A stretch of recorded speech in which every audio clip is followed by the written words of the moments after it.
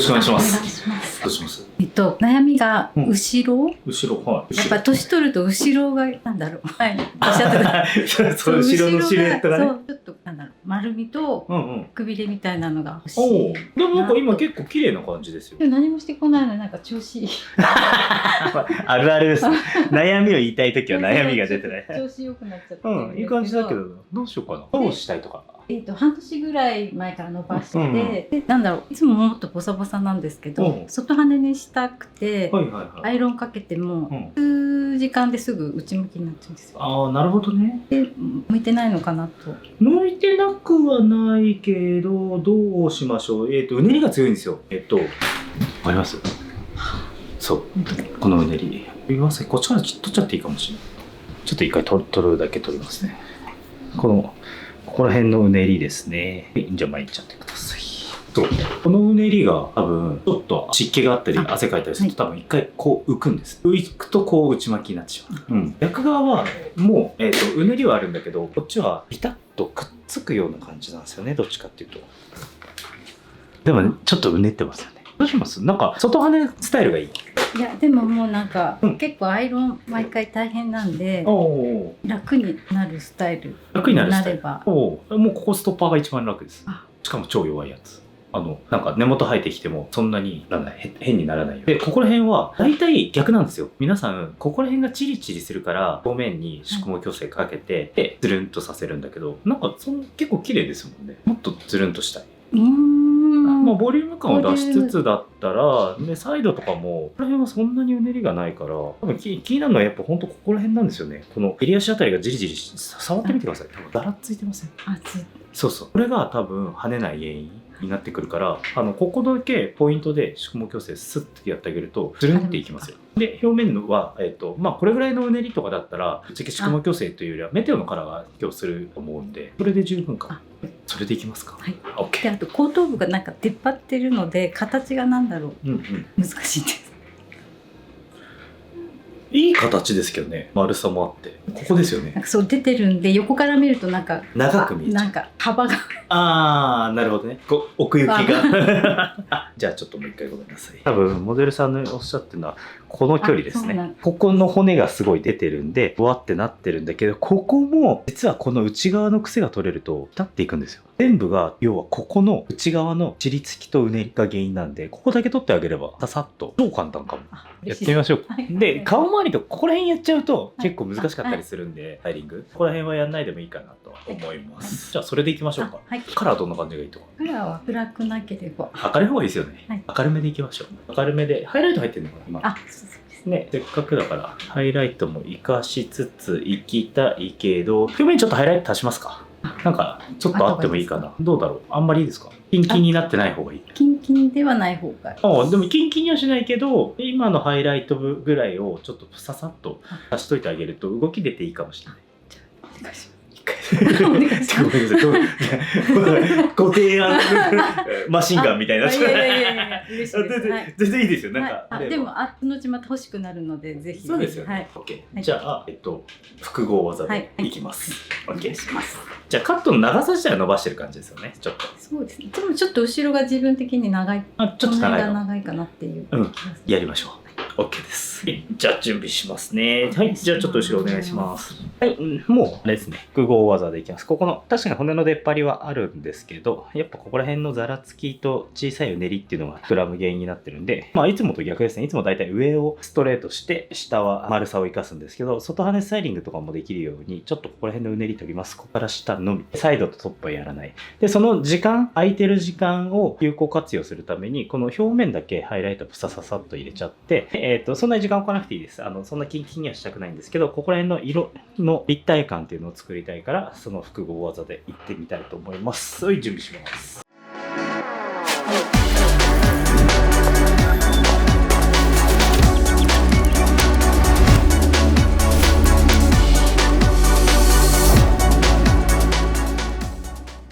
はい、薬剤紹介。じゃあ、音久保より上だな。ちょうどバックの半分より下に、スピエラですね、酸性でいきます。リッチ、6.5、シスタミンに対して、パイモグラッツのスピエラですね、ラクトンチオールですね、を、1対10%でいきます。で、それ塗り終わったら、塗り終わったら、まあ同時にいっちゃっていいですね。表面にちょっとハイライト数枚欲しいんで、まあ3枚ずつぐらいですかね。で、まあ前髪に、細いのを入れたとして、3、4、12、13枚。ブリーチ、マルチテクニックスの、ブリーチを 6%2 倍で、10%パーフェクトコネクタ入ってます。じゃあ同時でいっちゃいます。じゃあすいません、失礼します。もう本当に嫌な癖を取るようなイメージでいっちゃってもいいかなと思います。こうして、ロッキングして、うねりとか、すごい飛び出てくるようなところっていうのを取ります。半分、奥行きがコンパクトに見えるように。こんな感じでブロッキングしたんで、早速いっちゃいます。で、一番気になるのはエリアシャンで、ちょっと下向いてください。はい、こうですね。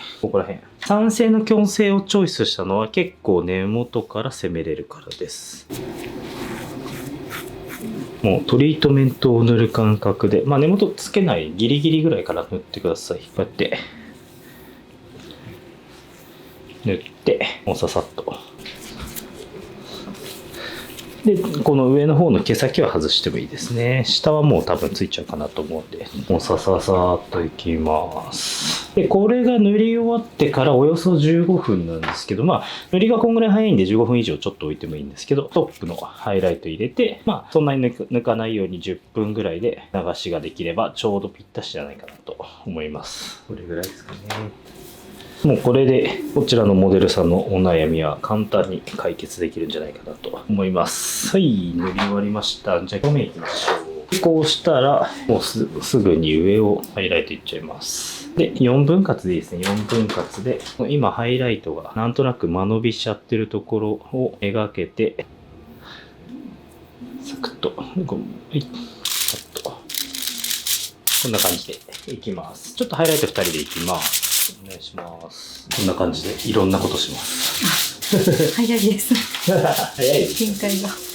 展開早いですね。よし、楽しみにしてください。超突然、すいません。あ、いえいえ。私も大晦日の日になんか、はい、あ、そうだ、募集してると思って、紅白見ながら、紅白見ながら。でも紅白がもう全然頭に入らず、でもダメだろうなと思いながら連絡いただいたので。ちょうど今撮影日多分これ見てる人、2月ぐらいの放映じゃないや、なんだ、アップロードなんで、あれなんですけど、撮影日が1月6日で、あれなんですよね。僕らも正月休み入る直前に募集かけて、本当に正月休み中に転校してでお願いさせてもらってって感じですね。だって一昨日ですもんね。4日ですもんね。そうですね。そうお願いできますかっていう。今年の運使っちゃったわ。そんなことないそんなことない全然。いやもうなかなかもう予約なんて絶対空いてないじゃないですか。いやちょっと見逃すともう時間過ぎてる。そう皆さんスタンバイしてる人が多いですね。なんかねうまいことできないかなとは思うんですけど。なかなか普通の美容院なんですよ。いや普通じゃないです。超有名人の2人が。いや全然。でもお正月休み入る直前の30日かな。ここ終わって、はい、岩崎や京都行きの新幹線に向かってる時に僕高校の同級生の飲み会だったんです。中高一貫なんです。中高大が一貫なんですけど、みんな仲いいんですよね。男子校で。そう飲み会ですぐこの銀座の中華で飲んでたら、なんかトイレ行ったらトイレだと、男性だから立ってしてるじゃないですか。立ってしてたら隣でしてた人に「青さんですよね」ああやっぱりトイレね今声かけてもらってありがたかったんですけどね。だってそんな感じでしたよね。男性ですよねって言われて。男性にでもあれなんですね。美容師さんですね多分。あ、そういうことはい、そう美容師さん。でもトイレで出てからでいいやん。なんかちょっと待つとか。手洗い場とか。あでも手洗ってるところじゃあ手洗ってるところと隣り合ってる。嫌だな。いや俺トイレこれ3回目。トイレで声かけられる。なんでみんなトイレなんですか。帝国ホテルで神カリスマの授賞式があって、その時もトイレで声かける。でもそれは美容師さんが集まってるからじゃなくて。美容師さんが集まってるから。でもそれこそトイレで外にずっといるよ俺。意外にだから。トイレで話しかけやすいんですかね。トイレで話しかけ、まあね、人が安心する場所だからね。僕でも一回岩崎と自転車で走ってたら、銀座の4丁目の交差点で、なんか女性美容師さんに話しかけて、見てます。岩崎が眉毛にカラー剤塗って帰ってる時。そうだよね。眉毛に体に塗ってコットンを貼って、眉毛を色抜き中に、そのまま塗ってるんですか？すぐ自転車で15分もかかんないぐらいだから。ちょうどなんですよ。塗って、ここ出て、家になんか、コットン貼りながら銀座のそれもすごい。まあ夜なんで、結構11時過ぎぐらい。誰も合わないから。殺到してたら。殺到してたら、眉毛にコットン、カラー剤塗ってコットン貼って走ってたらなんか。眉毛落ちないようにこうやりながら。那須さんですよね。あ、岩崎さんみたいな。あ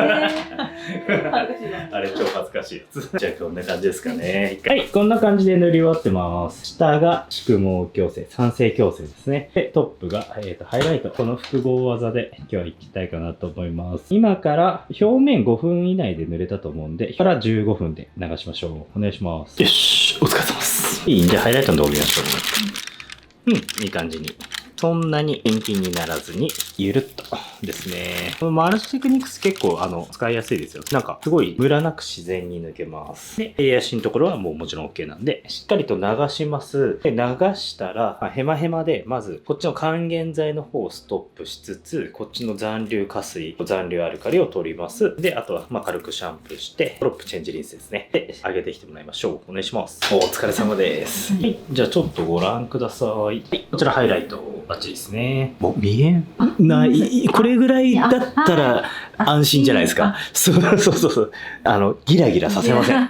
大好き。上品なものを作れます。はい。じゃあちょっとグッと下見てください。すいません。はい。ここがこんな感じ。うねりがだいぶ取れてます。これであとはブローとアイロンしていきたいかなと思います。で、持って、ここでペラフェクトコネクタ5倍希釈ですね。をしっかり入れます。中間処理。何度も言うんですけども、中間処理で、しっかりと栄養成分を入れ込んだらドライ、しかもアイロンまで加わるんで、ここが一番髪の毛を補修してくれます。で、次アクアですね。CMC 酢酸ナトリウムと入ってます。もうすでにドロップのチェンジリンスは終わってるんですけども、ここまでつけて、で、レブリン酸ですね。ノットのミスト、レブリン酸とセラミド、しっかりと入れます。結構ビシャビシャにしちゃいますね。宿毛矯正がうまくいかない人っていうのは意外と中間処理がうまくいってない場合が多いですね。一液は結構みんなスパーンと決めてるんだけど、手触りがなんとなく潤いがないなとか、なんとなくツヤ感がないなっていうのは、もうこの中間処理が足りない場合が多いです。はい、ちょっと水分取ってあげたら乾かしちゃいます。その前に軽く油分も欲しいんで、リンクオイルですね。リンクオイル。上は特にアイロンするわけではないんで、この襟足の方をメインでサラッサラのツルツルにします。なんかもういい感じ。俺が咲きました。1秒早い。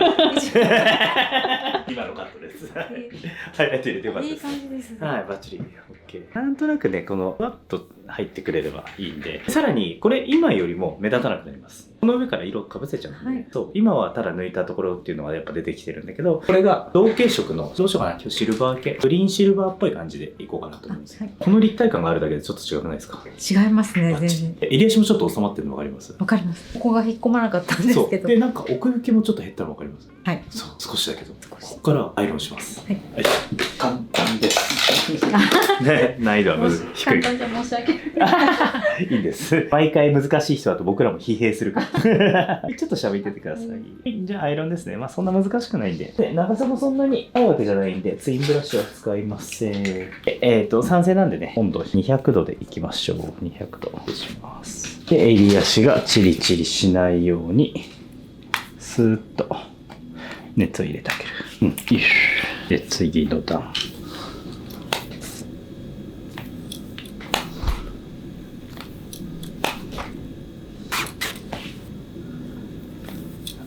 酸性なんで熱置きゆっくり。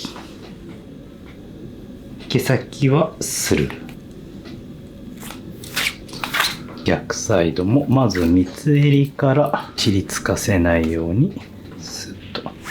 よし。頭が小さくなりましたね。さささやって、襟足に宿毛矯正かけつつ表面にハイライト入れるっていうのは、まあ、考えると意外に普通にできるんだけど、なかなか思い浮かぶまでにいかないと思うんで、このライトさをまず作って、そして襟足跳ねる感じ、今はまあストレートにしちゃってるんですけど、跳ねる感じのウルフっぽい感じですね。ちょっと作ろうかなと思います。じゃあ、カラー準備します。はい。じゃあ今日は、もうハイライトがこうやって綺麗にナチュラルに入ってるんで、根元そんなに伸びてないんですよ。多分2週間ぐらいですか。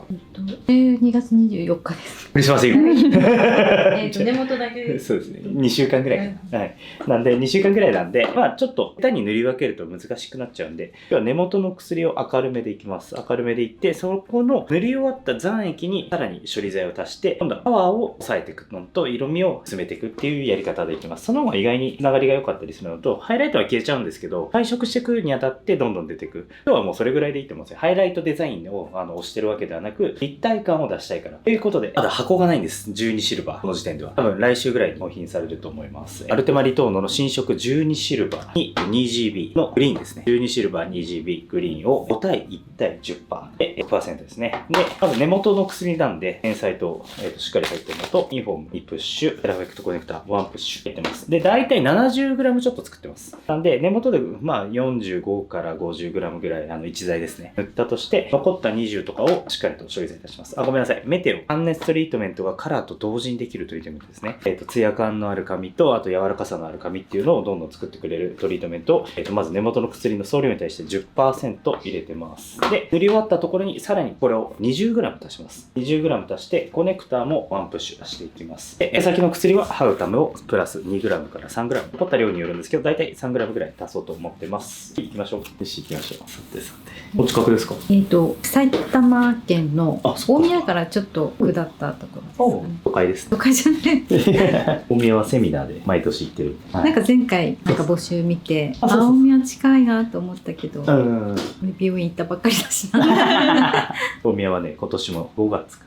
そうなんですね。はい。あ、でもあれです。宿毛矯正セミナーなんで。はい。これぐらいの癖じゃモデルさんだ。ルイさんがうんってなるから。今回来れるなんて思ってなかったんで。いい感じしますね。って言ってもそんなにすぐ切るわけでもないから、どっちかというとそのお悩み改善ですよね。根元の尻つき、要は内巻きになっちゃうっていうのが治ります。っていうのと、あと意外にこのハイライトが1ヶ月後ぐらいとかに、あ、やっぱ入れてよかったわってなります。ちょっと入ってるといいですよね。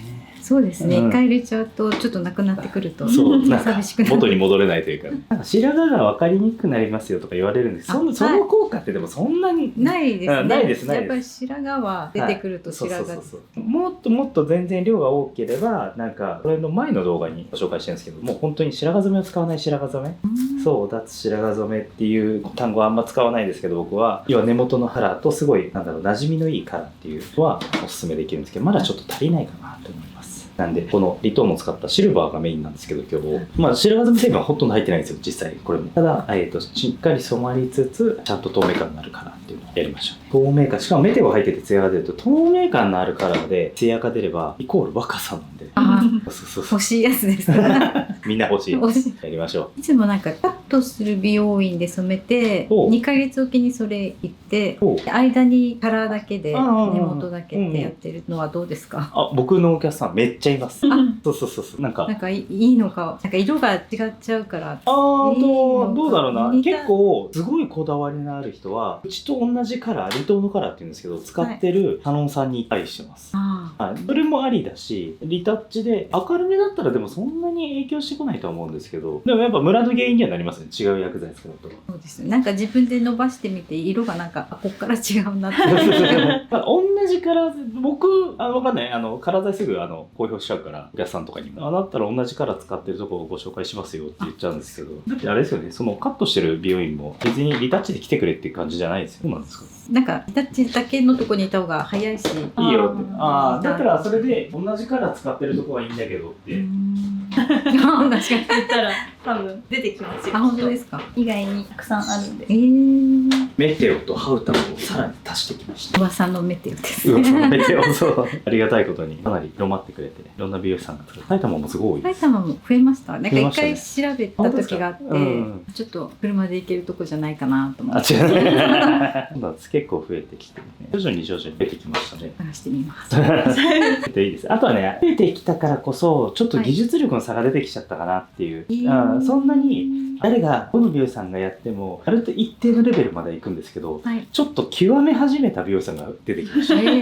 なんかたまにね、めっちゃうまい人。めっちゃうまい人。めっちゃすごい。そう、めちゃめちゃうまい人がいる。でも今ここで名前出すと結構あれなんですけど、なんかインスタとかのリメーションとかしててもめっちゃうまい人いるよね。あ、たまになんか見るすごいツヤツヤな。そうそうそうそう。上手だなと思って上手だなーっていう人が。何が違うんですか。まあもちろんカラーに入れるのはもちろんなんですけど、はいカラー剤に例えば何のカラー剤でもいいんですよ正直。だからやっぱりカラー剤の性質の差も出ますよね。いいカラー剤とお手頃なカラー剤と。はいはいはい。そうそう。あとはメテオが入ってることによってこの断熱の効果は出るからメテオカラーという名前にはなるんですけど、僕みたいにここまで何入れて何入れて何入れてっていうメテオだけじゃないんですね。そう。なんかそれを忠実にやってくれてる人とか、あとはさらにご自身で自分の薬剤とかをアレンジしてメテオに合うマイブレンドメテオを作ってる人。そうそうそういるんですよね。結構上手だなと思って。上手だなって思った人のアカウントをたまに見ると、なんか同じような商材がいっぱい置いてありますもん。うちとこれ始めましたみたいな感じで見てて、あ、一緒だ。お前ほんとネットポリスすごいな。すごいんですよ。あ、一緒の使ってるんだっていうのと、これもある、あ、これもあるんだ、シャンプー、トリートメント、ミストもあるっていうのをたまに見て、ネットポリスやめた方がいいよ。ポリスだから見てるんですか。ただこの人上手だなと思って飛んだら、そうあるからポリスじゃないですか。興味ね。でもね、お仕事熱心ですよね。いや、そう。ほら、ほら。うるさい。結構でも本当になんか同じような、でも僕もすごいうまいなって思う人の商材を仕入れてたんですずっと。そう今なんかこういう立場になったから自分で作ったりとか。作るのがすごいけど。まあでも協力してくれてる人もやっぱいるから、こういうのあったら便利ですよねとか言えるようになったんですけど、前はね本当にこの人うまいなと思ったらその人の商材を全部使ってみて、俺買うのめっちゃ早いじゃん。なんかすぐすぐと今だに届きますよ。なんかこの人うまいなと思って、今、はい、逆に言うとなんかいろんなね下手に言っていいじゃんと思って使い続けてないのに言っちゃうと、なんか下手になんか美容師さんたちがいやさんあれ良くなかったですって言われたら、だからめっちゃ吟味しなきゃいけないんですけど、でも未だに言ってないけど新商材が大体週1個2個届いてもう見せらんないようなやつもすごい量になっちゃって、岩崎のシャンプー台の足元にいっぱい置いてある。マジで置くなって言ってた。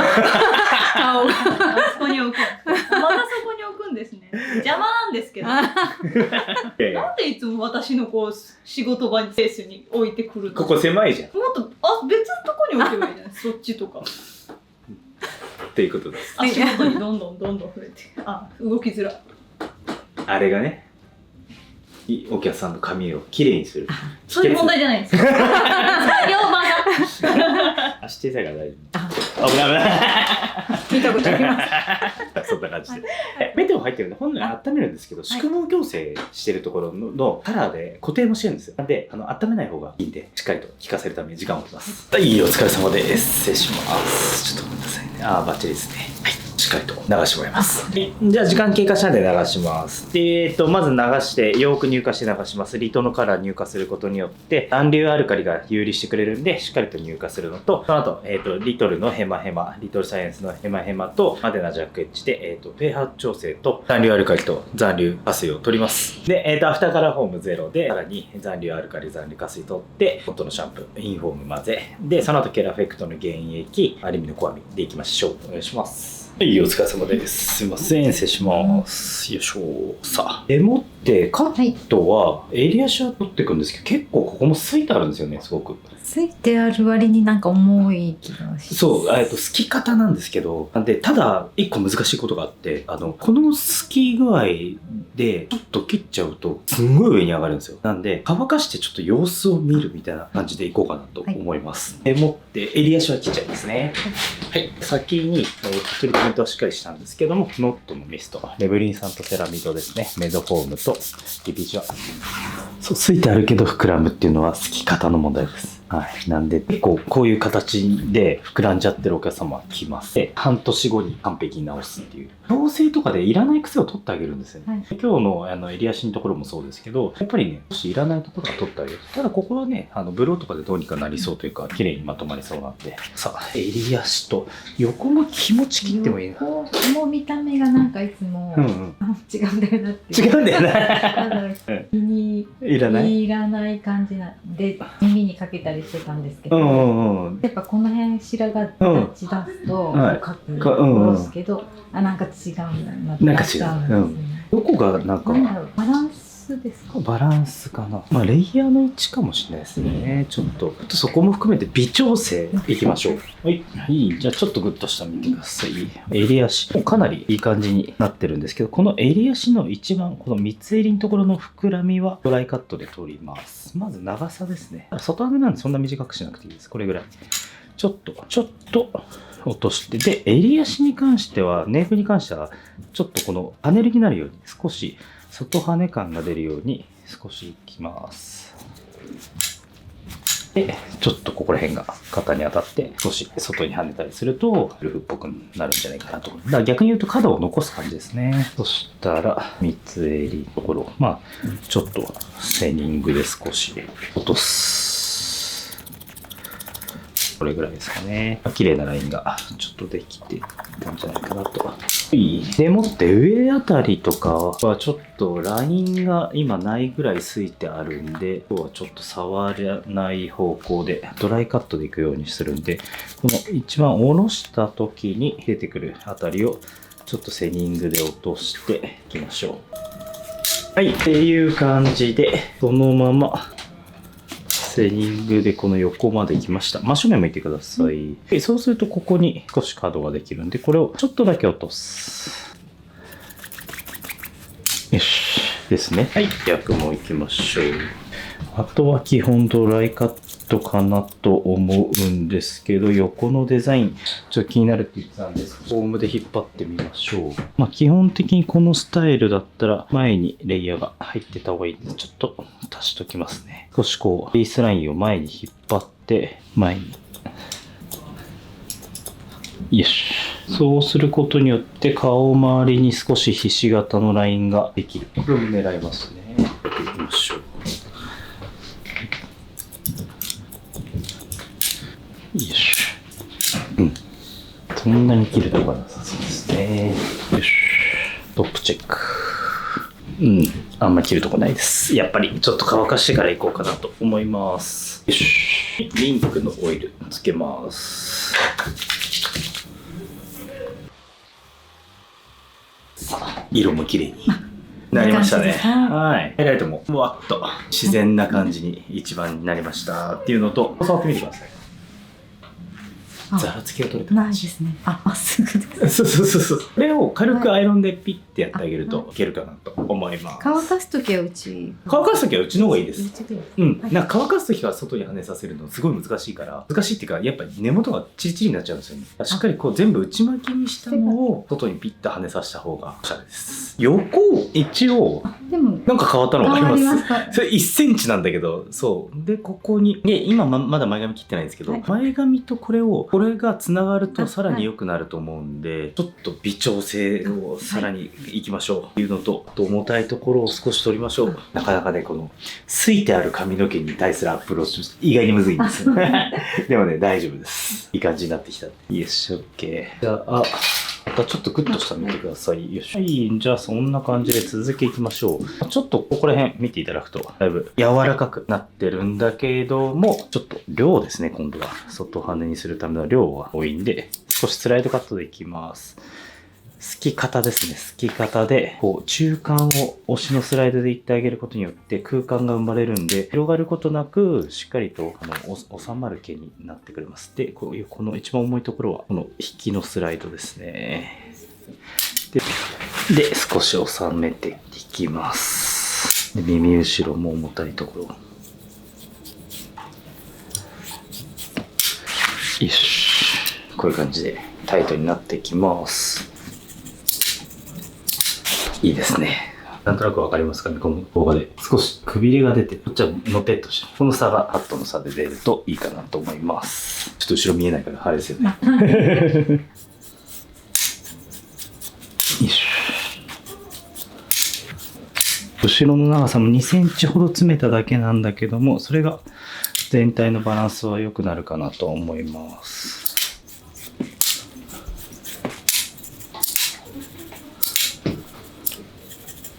よいしょ、OK。じゃあ次は顔周りなんですけども、前髪からいきます。前髪ちょっと詰めていいですかね。伸ばしてる。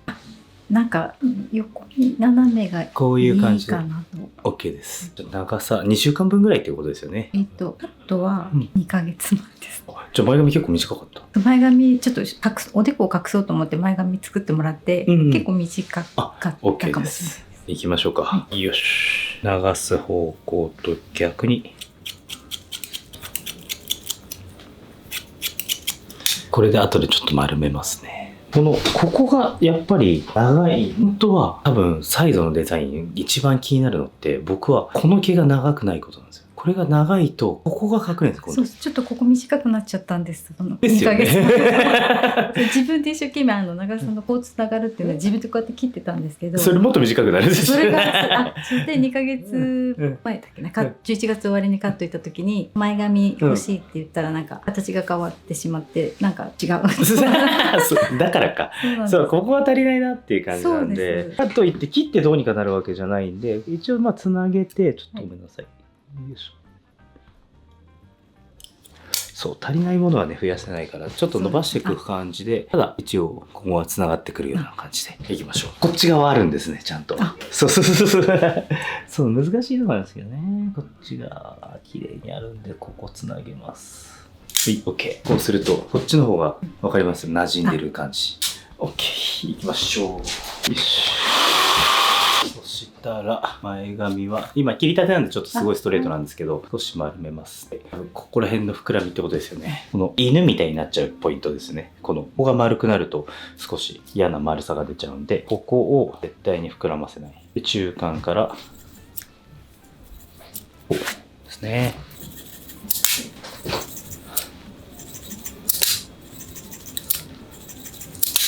ちょっとボリュームポイントが上に上がる感じ。この左右で分かります？全然違います。全然違うんですよね。この真正面映るかな。ここの膨らんでしまう、ここが膨らんじゃうとどうしてもねあれなんですけど、少しタイトにひし形になるように収めました。よし。微調整カット。ありがとうございます。微調整付きです。微調整というか意外に切ってますね。多分重たいとこもそうだし、やっぱ気になるところはちょっとあったんで。本当年取ると後ろが気になるというか、後ろ重視じゃないけど後ろデザインね。そう大事なんですよ。僕は前言ってたやつ。その通りと思いながらそれっつってそう大事ですよね。でも顔周りももちろん大事。あれでも言ったら結構コメント欄に私60ついてるけど前髪こだわってます。そうですか。いやそういう意味で言ったんじゃないですよ。違うっつって。なんで皆さん違いますからね。全部が美しいのが前提。ね、こだわりが増えるんですよ。そう。ちょっと一回外しますね。ちなみにアイロンをまずしてない状態で一回触ってみてください。両肩。なんかすごいすっきりしたというか。そう。重たいところがなくなりました。はい。重たいところをほぼすかずにスライドカットだけで取ったのと、あとは膨らみ言ってたやつとかはこうです。はい。頭の奥行きもなくなり、いい感じにこのくびれが大丈夫そうですかね。ここへ込みました。はい。アイロンしましょう。ペテをしてるんでアイロンをすることによって少しツヤ感っていうのがさらに向上して長持ちしますっていうのと、せっかくだからね襟足外羽にしつついこうかなと。横とかは内巻きでいいと思うんで、サクッとあんまり丸くしない。前髪は丸くします。よし。襟足外羽が最近でもブームって感じですか？そうですね。なんかおしゃれですよね。でも伸ばしてって跳ねちゃうので、だったら跳ねさせよう。跳ねさせちゃね。そうそう。全体的に、今日ね、横の長さは切ってなくて、顔周りと襟足をちょっと詰めた感じですかね。多分このまま。どのぐらい前に伸ばしたいとかあるんですか？いや、もうこのぐらいで、あ肩について跳ねるぐらいが一番いいですね。理確かに。想なんですけど。いい感じにしましょう。色めっちゃ綺麗。外、この12シルバーと虹5対1にグリーンですね。グリーンシルバー系の透明感のある感じっていう。見たことないかもしいや、れない。そう、なかなかね、ちょっと下向いてください。誰かに言ってきました。娘にあ、お嬢さん、おお。帰ったら写真送ってねって言われてます。帰ったら写真送ってね。オッケー。よし。お嬢さんも気になる。内緒にしとこうと思ったんですけど、言っちゃった。たまたま村長から連絡があったんで、うん。実はしたって言っちゃいました。っていうね。絶対そうなりますよね。これの動画アップ1ヶ月後ぐらいなんで。はい。そんな早いんですか1ヶ月ぐらいですね、大体。昨日もちょっとプール行ってて、泳ぎだったんでちょっと鼻の線を今やってたら、なんか鼻真っ赤だよとかって言われて、私明日なんか YouTube のモデルの学生が鼻が赤いとやばい。そんな一日もずっと鼻赤いわけないじゃないですか。いやなんか擦れてるよとか言い出してなんかからかわれて。ちょっと待ってください。でもすごくないですか？鼻のあれするぐらい背泳ぎ本気でやってるってことですか？いや鼻に入ると嫌だなと思って初めて昨日持ってったんです。あ、そうなんだ。でもすごい水泳って本当体にいいですよね。僕も昔やってましたよ。あ、そうなんですか。子供の頃ですけど。岩崎も水泳やってたってさ。あれと間違えてる。あれ何やってた？子供の頃やってた運動。はい、どうぞ。何もやってないですよ。体操やってます。あ、すごい。体操教室に一時期通ってたぐらいで、誰と間違えてるんですか？誰かと間違えました。これもうカップルだと修羅場ですよ。修羅場。誰？修羅場っすよ、マジで。びっくり。あれなんか、だから運動ができないんだね。でも体操ってすごいできる人じゃないですか。なんか体は柔らかいんですよね、すごい。羨ましい。体操。運動できるし。なんかダンスができる。あ、そうですね。岩さん運動できないですもんね、ダンスすると。私もダンスはダメです。ダンス大丈夫な人なんて。いやでもこの世代からですよ。でもうちの子同じぐらいですけど、多分できないです。あ、本当ですか。本当ですか。ダンス授業でなかったんですか。まだなんかまだなかったのかな。お嬢さんいくつ？20。今度6に。あ、じゃあ同い年。同い年ですね。多分踊れないと思います。私はなんかダンス授業であったけど、なんかエアロビみたいな感じなんで、そんな本格的なダンスじゃなかったですね。皆さん本当下手くそです。だって習ってないです。言えない。習ってないです。そんな習ってねえから。でも雰囲気できそうですけど。学校の授業は剣道、柔道、男子校だったんで、そう、あと球技、あと水球。あ、すごいじゃないですか。水球とかだからもうこうやって立ち泳ぎしてできるんですか、巻き足みたいな。巻き足をやらないと死んじゃうんですよ。本当いやマジやばいです。2メーターいくつのプールで2メーター10かなんかのプール。そうですけど難しくないですか？そうだからなんか水球の授業があってバディを組まされるんですよ。だから死なないように溺れないように。そうでバディを組まされて打つと先生が「はいバディ!」って言うとそのバディを探してバディと一緒にいなきゃいけないんですよ。でもそれやってたから海猿の映画とか見てバディとか言うとバディ懐かしいなみたいな。ちょっと話ちょっとそれすぎましたよね。ちょっとこれパロディア伝送一式買わせていただいてます。意識がありがとうございます。だからシャンプーとかってジム終わってシャンプーするんですけど持ってった方がいいですかね？持ってった方がいいと思いますよ。あ、そうだ。なんでかっていうとプール後が一番髪ふやかされてるのとやっぱり塩素によるあれがあるんでぜひ、ジムで使っちゃもったいないと思って家帰ってから洗ってたんですけど。そうでもジムの時にもでも洗うんですか？ジム上がりは洗いますね。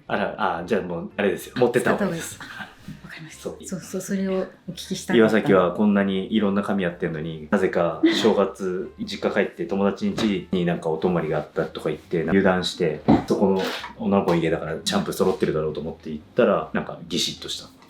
ギシッとはしてないですよ。色が抜けた。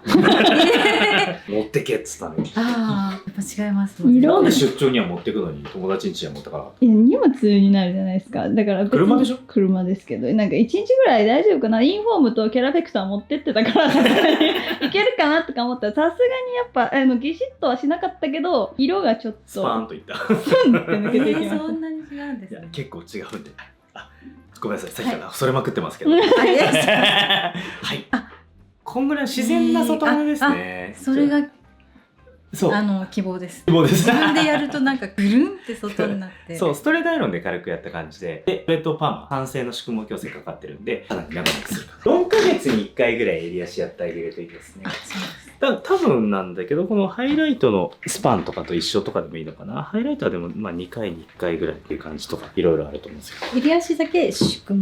襟足やっとくといいですよ。ちなみにこのハイライトの部分をお見せすると。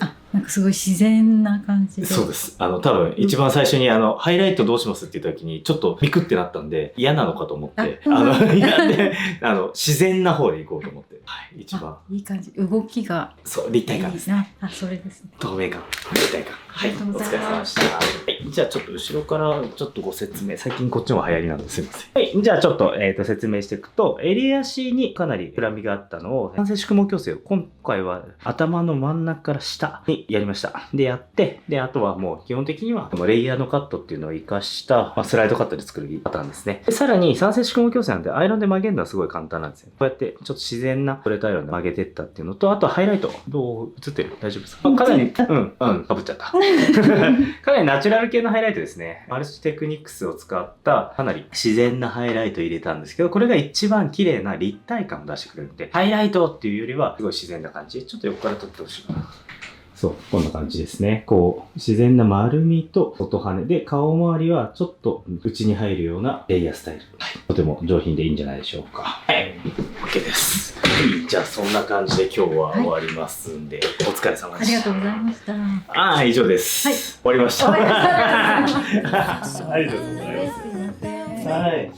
バッチリですね。大人な感じ。大人な感じ。もう一回見ます。はい。横も気にならない感じの。ここが伸びればって感じ。こっちの。そっちが得意です。すぐ伸びます。シワを隠したいのが伸ばしてたんですけど。大人あるあるですね。お疲れ様です。はい。じゃあまた。ありがとうございます。お疲れ様でした。お疲れ様でした。今日のヘアアレンジのポイントは色ムラを分からなくする。だってヘアアレンジのポイントはポイント？特にないです。ポイントって何ですか？はい。自分が可愛いと思うとこだよ。全部。すいませんでした。腕が痛い。何した？自転車でこけたって言ったじゃないですか。ちゃんと初詣でママとパパに交通安全のやつ買ってもらったのにつけるの忘れてたらしっかり転びました。油断。パパとママに出してもらったらよかったじゃん。いつも買ってくれるんですけど、それをつけるの忘れてて、昨日そのまま行ったら帰り道になんか散らばってるイチョウの葉っぱに滑りました。そしたら目の前のマダムが助けてくれました。大丈夫？お守り大事ってことだね。はい、つけます。俺も買ってあげるよ、じゃあお守り。何のお守りですか？仕事がいっぱい移ってくる。仕事がいっぱい増えるお守り。これ以上増やすんですか？こんなに頑張って。はい、お疲れ様でした。バイバイ。